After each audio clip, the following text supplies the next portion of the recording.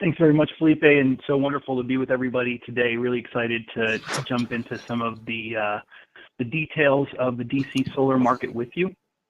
And I think we really thought about the most important things, the three things that you really must know if you're considering solar for your organization and your property. So if there's anything that you'd come away with today during today's discussion, it's really these three key points that we'll then dive into a little more detail in some of the slides coming up here. And so the first one, I think that's most important, is to really know that there is a law in DC that creates the demand that we're currently seeing for solar and all that the activity that's going on. And this law requires that PEPCO and all the third-party electricity suppliers purchase a certain amount of solar energy every year.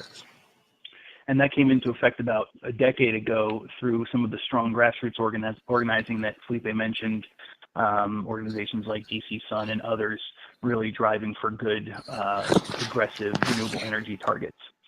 The second piece is understanding how these electricity suppliers comply with that law. And the main way that they do that is by purchasing these SRECs, these solar renewable energy credits. I'm sure many of you have heard, and in a lot of ways they are at the core of what drives the economics of these solar deals. And they create a tremendous amount of financial value in the deals as well.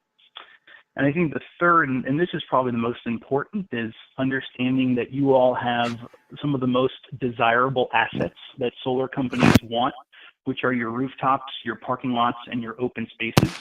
There isn't much of that in DC available, so every square inch or square foot of potential for a solar panel is in very high demand. And we want to make sure that you get as much of that value as possible to be able to redirect it toward your social impact missions.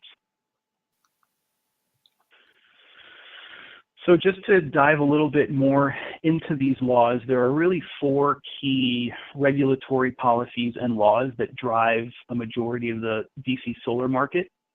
And that first one that we just touched on is the law that requires suppliers to purchase 50% of the electricity that they supply from renewable sources by 2032. That law is called the Renewable Portfolio Standard, or RPS. DC and 22 other states in the country have an RPS policy in place, and DC's is actually one of the oldest and strongest. It's been in effect for 12 years and has been continuously strengthened over time. And as Felipe mentioned, that came as a result of some tremendous grassroots organizing efforts. Folks in the community like DC Sun and Community Power Network, who have thousands on their listserv and regularly turn out hundreds of people to DC council meetings to really push for some of these aggressive goals and targets that we see. And the solar companies are also behind this law because it really is a huge driving factor in the tremendous growth that we've seen in the solar industry. The next piece of that law is the solar carve-out. And this essentially mandates that a portion of that renewable energy that's required comes from solar. So currently, the mandate is for suppliers to buy 1% of all the kilowatt hours they sell in DC from solar panels, and that will increase to 5% by 2032. And this solar carve-out is also among the top 2 or 3 most aggressive goals in the country here.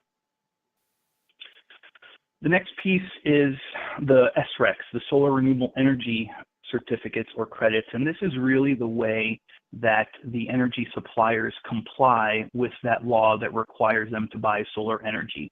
And so they comply with it by purchasing these SRECs. I like to say that SRECs are essentially they represent the good stuff of solar, the sort of positive societal value of solar energy, the fact that it's clean and renewable energy. And one SREC is generated for every 1,000 kilowatt hours of solar energy that's produced. So we have a very high requirement for renewable energy. We have a very high solar carve-out, and that together creates a really huge demand for these credits. And the last piece of this is the solar alternative compliance payment. This is essentially the fee that suppliers have to pay if they don't buy enough of the SRECs in a given year. These fees are actually set by the district according to a 15-year schedule that decreases gradually over time. And as I mentioned before, the DC solar laws have really been strengthened over time. Every couple of years, they get a little more aggressive. And that applies to both the amount of solar energy required by the energy suppliers, as well as an increase in the amount they have to pay if they don't meet those requirements. So that's dramatically increased as well.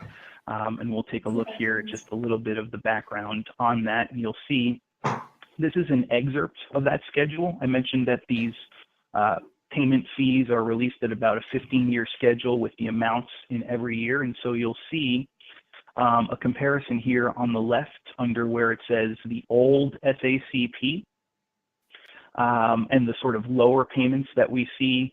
For example, the old version had us at $300 in 2018, and that was bumped up to $500. And then you'll see how that high value is retained for much longer than the original version on the right-hand side. So it's important to just pause here for a second because I think this helps us really understand the SRECs. The ACP, or the Alternative Compliance Payment, really becomes the price ceiling for SRECs. So generally, SRECs will sell for slightly less than that fee, about 15 to 20% lower than the ACP for that year. And so this long-term schedule and the high fees gives a really good sense of stability to the market, and it makes solar companies and investors feel comfortable paying for projects up front, confident in the future revenue stream from SREC sales that they'll receive. And so let's just take a quick look at what some of these SREC values are like. Since most of the value of these solar projects come from SRECs, I think it's helpful to dive a little deeper and understand how they're actually bought and sold. Today, one SREC is worth between $400 to $440. So that means that after a solar panel on your roof generates 1,000 kilowatt hours, you get one SREC, which you can then sell for $400 to $440. So what you see here are screenshots of actual real-time SREC prices from two of the main online brokers, SREC Trade and Flood Exchange. And this really gives a sense of what SRECs are being bought and sold for on a daily basis. So you'll recall that the current SACP, or the fee that suppliers have to pay if they don't buy enough SRECs, is $500. And then you can see here that the SRECs are selling for just under that, about 10 to 20% cheaper than the SACP. So electric suppliers would rather buy the cheaper SREC than pay for the more costly fee. So let's take a look at what that means in terms of actual economics of a solar panel project on your roof. This is kind of the magic. This is where we really understand and we want to give you a sense of how much solar projects cost to install and how much revenue they generate. So most of the projects that we see are between about 50 to 100 kilowatts. That's for a mid to larger size building with a roof that has a good amount of space. One of the roofers don't get a new roof yet. You would like to. So let's use this.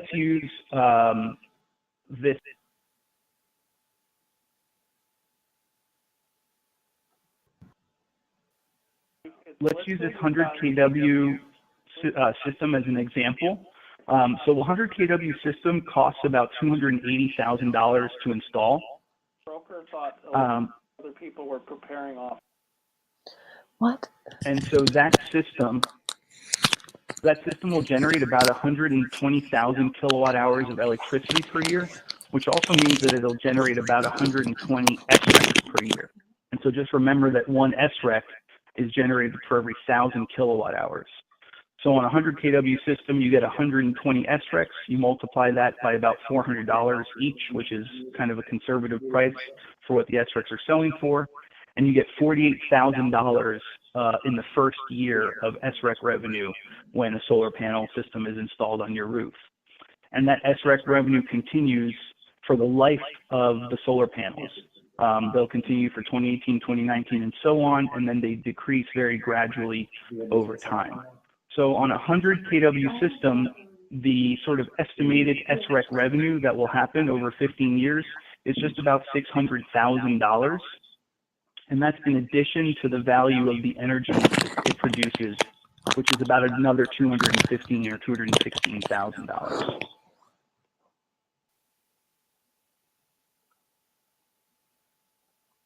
So trying to put it all together here to really understand the big picture of what the projects are worth, all of the money that's involved, all of the revenue that's generated, what the costs are, and where we can direct some of that value to you. In addition to the SREC revenue and the revenue that comes from the electricity, there's also federal tax credit that covers 30% of the project cost up front.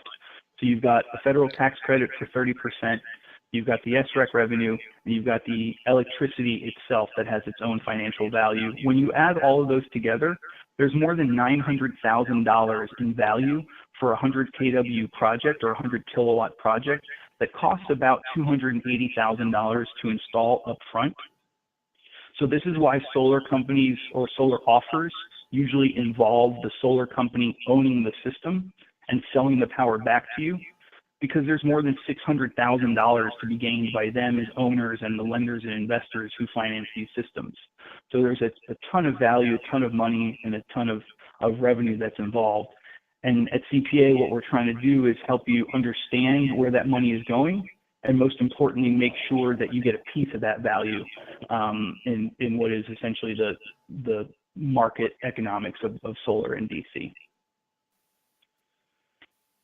So just giving you, I think our sort of final point here is, again, that you have one of the most highly desired assets in DC. DC is limited geographically. There is not a ton of large, wide open spaces of land. There isn't a ton of large roof space. And so every square foot that solar panels can be installed on is a really high value. It's a high commodity. And a lot of you on this call have some of those assets, and you've probably had some solar companies already calling you. In fact, I know some of you have. So the reality is that this limited space and the availability of it keeps the SREC values very high over time. So again, the advantage of working with us is that essentially you have solar experts and collective buying power of the group that we work with in your corner. We understand the laws that provide the framework for solar offers and the underlying economics so that we can know how much to negotiate for. We work with attorneys that help us review and revise contract terms to ensure that we have the highest level of protections for our members. And we're constantly seeking out and vetting the solar companies in DC, checking their references, evaluating their ability to actually deliver on the offers that they make, as well as sort of ongoing monitoring and customer satisfaction to make sure that they install at the highest level and ensuring the protection of your roof and your other assets. As Felipe mentioned, we've learned a lot from working with about 25 projects that we've helped go solar in DC, and we are applying a lot of those lessons learned to help you think through all the things that sort of may happen over time and over the course of the project. This last piece really addresses something that a lot of folks ask us about, and I think somebody brought it up at the beginning of the call, and that is really one of the key offers that I think attracted a lot of you to this webinar, and a lot of what's being used to promote solar now in the district is offers from solar companies to replace your old roof at no upfront cost. So now that we know and have a sense of how much value is in these projects with over $600,000 of profit margin on an average system, we can see why the solar companies are making these aggressive offers, because there's plenty of margin for the folks who put the money into the systems, and there's also plenty to share with you for hosting the system as well. So in most cases, solar companies may be offering a discount on the solar power that your roof is producing, maybe 20 to 40% less than what you currently pay for electricity. Sometimes they even offer free power. So basically everything that the solar system generates would go to you for free. And in many cases, they're offering a free roof because, like I said, not only is there $600,000 worth of income coming from SRECs and energy savings, but there's also $100,000 coming from the tax credits. So in many cases, if you need a new roof, solar companies will offer to use some of that profit to cover the upfront cost of replacing your roof while still providing you with a little discount on your electricity. Although if you get a new roof covered, usually that discount is a little less than if you didn't need a new roof in the first place. So again, our job here is to make sure that we can extract as much of that value for you as possible, because we think that considering how much is actually involved in terms of funding and economics and value in these projects, we want to make sure that most of that is being directed toward you and the important work that you're doing in the community that should be getting the benefit of this great solar market. And the last slide here is really just a quick recap of our process, kind of summarizing much of what we just covered, giving you a sense of our role, really helping you at every step of the way, whether it's something you're just beginning to explore and need some help in receiving proposals from qualified vendors, or if you already have bids and offers that you'd like some help evaluating. We really have been working with some of our members at different stages that they're involved in. Some of us know that we're doing a lot of solar work, and so they come to us first. Other folks might not necessarily know we're doing a lot of solar work and then find out that we are while they're evaluating a proposal and help us come in, make sure they're getting the best deal, and help them negotiate or get other better deals if possible. Great. And that's it for our presentation here. Really just thankful for your time and for listening. And I know I covered a lot of Yeah, information thank you, here. Joe. So, yeah. Thank you so much.